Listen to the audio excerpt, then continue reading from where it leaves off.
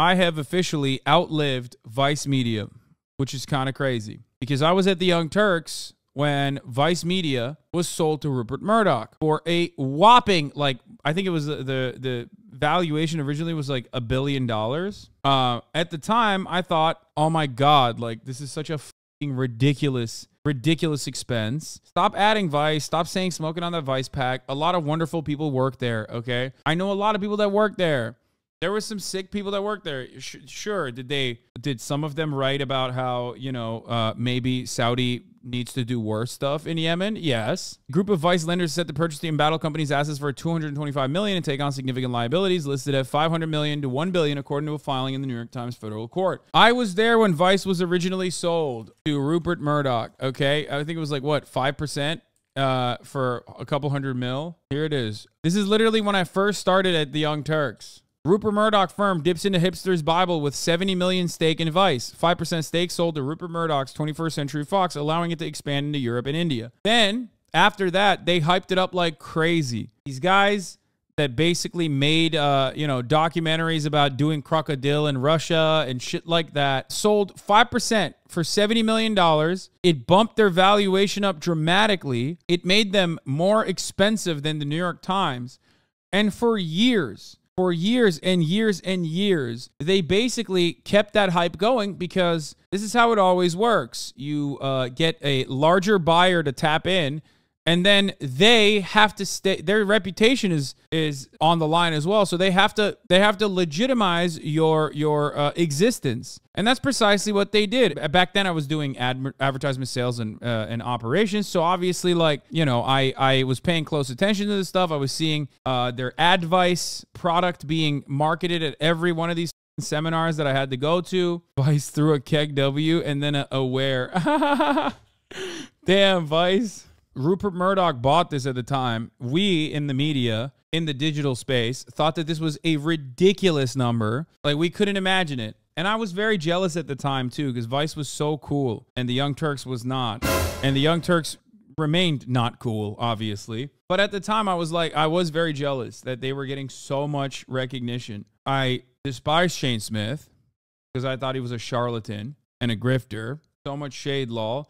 Yeah, I mean, so you saw it coming, so much shade law? Of course I saw it coming. This has been propped up by Rupert Murdoch. Vice's valuation and Vice's bona fides have been propped up by Rupert Murdoch for the past 10 years, man. It was a decade-long con. They bought into it because they were dumb and they thought this would make them cool and hip and expand their digital properties. Then they realized, oh my God, an entire brand that's like reliant on looking cool and being cool is not always going to be cool, especially if they are under the 21st Century Fox umbrella. You can't be an edgy, cool media company if you're valued at $1 billion after Rupert Murdoch bought a $70 million stake. And that's precisely what happened. They were at the forefront of the Williamsburg hipster movement, and the only guy that won in this entire thing was Shane Smith. He exited, I think it was after the Disney acquisition too, because Disney also pumped a shitload into Vice, right? So many other brands tapped in and offered so much money to Vice. In 2019, Disney had put more than $400 million into Vice Media. Now it says that that investment is worthless. A now familiar story. Investors say they overhauled a high-flying digital publisher. The amount of money that these idiots in the corporate world give to a company that it presents itself as cool and as what the youth are listening to and the youth are looking at is unimaginable. Vice is still worth something in some investors' eyes. Last week, a group of lenders said they put a fresh round of $250 million into the company. But Disney's accounting decision is yet another example, perhaps the most stunning one, of the turnabout we've seen in digital media over the last few years. I basically came to exist in the digital space at a time when all of these legacy publishers were desperate to revitalize their brand and completely oblivious to how the digital world worked. Disney also made a similar idiotic, unwise investment into Maker, a MCN that no longer exists, if I'm not mistaken. I don't know. Does it still exist? Maker was literally across the street from me. I know a lot of people that work there. Maker as a multi-channel network was created by a bunch of YouTubers. Basically, all that happened in this circumstance. Mike was another one. Mike, which raised more than $60 million, sold for less than $5 million last year. I remember going into Mike's office on one World Trade Center and thinking, wow, these guys sure spent a lot of money on dumbass shit. Mashable, which was valued at about $250 million in 2016, sold for less than $50 million in 2017. Properties formerly known as Gawker Media plus The Onion and other sites just sold for a price likely well below $50 million.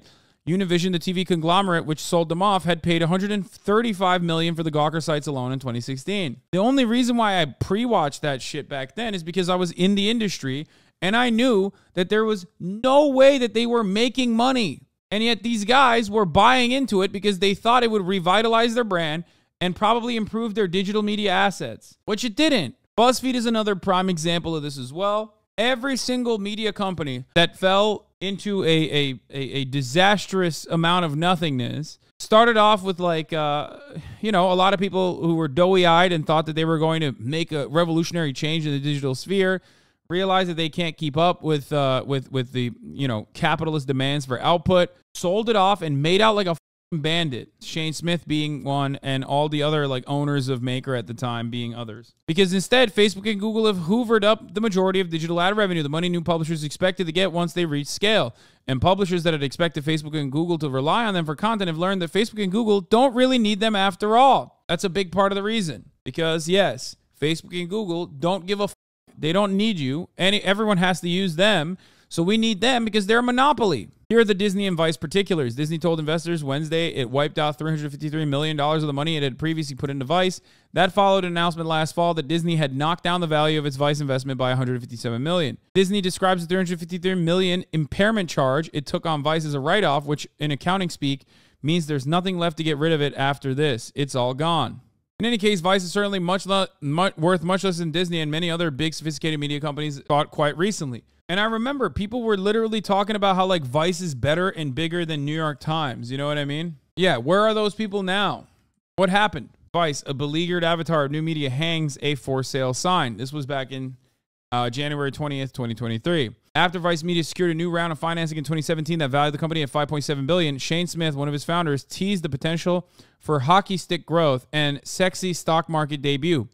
But that once grandiose talk at Vice has run into reality. The company, which has undergone several rounds of staff cuts in recent years, is putting itself up for sale in a rocky media market. Nancy Dubik, the chief executive hired in 2018 to replace Mr. Schiff after a reckoning over workplace sexual harassment, said that the company had turned a corner and that she and the company's investors had decided to sell the company that could help it grow. We tend to be a little bit more public than most because of the curiosities and palace intrigue, but I'm going to get a job done and we have a job to do and I intend to do it. It started off as a government-funded punk magazine in Canada, by the way, for the record. It's in Canada, but I'm pretty sure it was like originally like a Nigerian tourism magazine or something in Canada. No, literally, they were a government funded like through the arts or through tourism. Gavin McGinnis was one of the founders alongside Shane Smith. Yeah, it was a Zine. It was a free Zine. I remember because I used to be like I used to be a fan of Vice. And anyway, before it was known as Vice, for the record.